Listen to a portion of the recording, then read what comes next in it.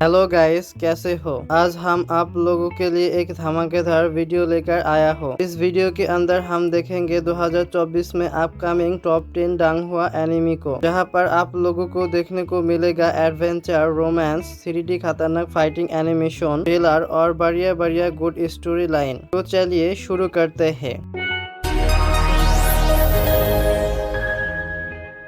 Number 1 पर है absolute resonance. इस एनिमी का कहानी है ली लुओ नामक एक युवक की, जो पैदा हुआ था बहुत ही टैलेंटेड बनकर, लेकिन कुछ समस्या के कारण वो कल्टीवेशन नहीं कर पाता। जियांग किंग नामक एक लड़की है जो बहुत ही टैलेंटेड है और 9th ग्रेड की लाइट एफिनिटी लेकर पैदा हुआ था। इस लड़की से छोटी सी एज में ली लुओ का रिश्ता तय किया था, लेकिन उन दोनों की पावर गैप के कारण ली लुओ अब ये रिश्ता तोड़ना चाहता है। नंबर 2 पर है द 3 हीरोज एंड 5 ग्लैंड्स। इसका जो स्टोरी है ये वो है लेंटर्न फेस्टिवल की रात 16 लोगों का रहस्यमय मौत हो जाता है, जिसका सारा दोष जाता है झांझू के ऊपर। जिसके बाद वो ब्लडी बैटल लड़ के सच्चाई को ढूंढता है और आखिर में सच्चाई सामने आता है। लेकिन इसके पीछे जो मेन एनिमी था वो उसकी सोच से भी बढ़कर था। नंबर 3 पर है immortal swordsman of the cyber age. इस एनिमे का जो स्टोरी है वो है हेन बाइलो नामक एक आदमी हजारों साल बर्फ में जमा हुआ था, लेकिन वो जब उठता है तो वो एक नई दुनिया में जागता है जहाँ पर सब कुछ एडवांस टेक्नोलॉजी और कल्टीवेशन था। अब बाइलो इस दुनिया में एक छोटा सा दुकान करके अपना जीवन चला रहा था, लेकिन कुछ दिन बाद वो इंसानों के मामले में पड़ जाता है। नंबर 4 पर आता है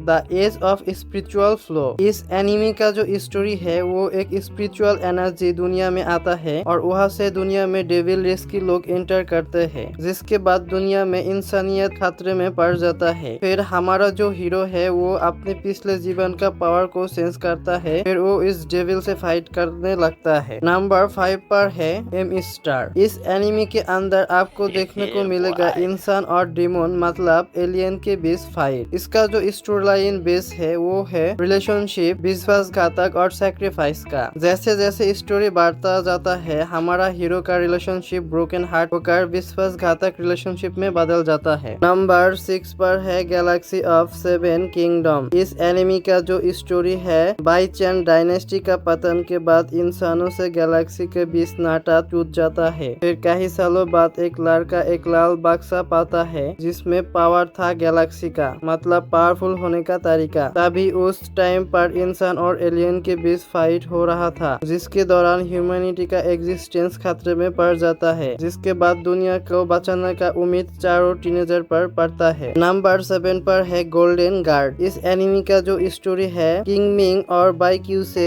शुरू होता है, जिसे गोल्डन गार्ड के पद पर भर्ती किया जाता है, जहाँ पर जिनलिंग शहर में फायर फाइटर विभाग में काम करना पड़ता है। बाई क्यू पहलू सुलझाने में माहिर है, जबकि किंग मिंग तलवार चलाने में माहिर है। जिनलिंग शहर में पुलिस डिपार्टमेंट में एक मिशन के दौरान ये दोनों जिन याफी से मिलता है। उसके बाद ये तीनों शहर में हुए हादसे को सुलझाने के लिए इन्वेस्टिगेट करता है।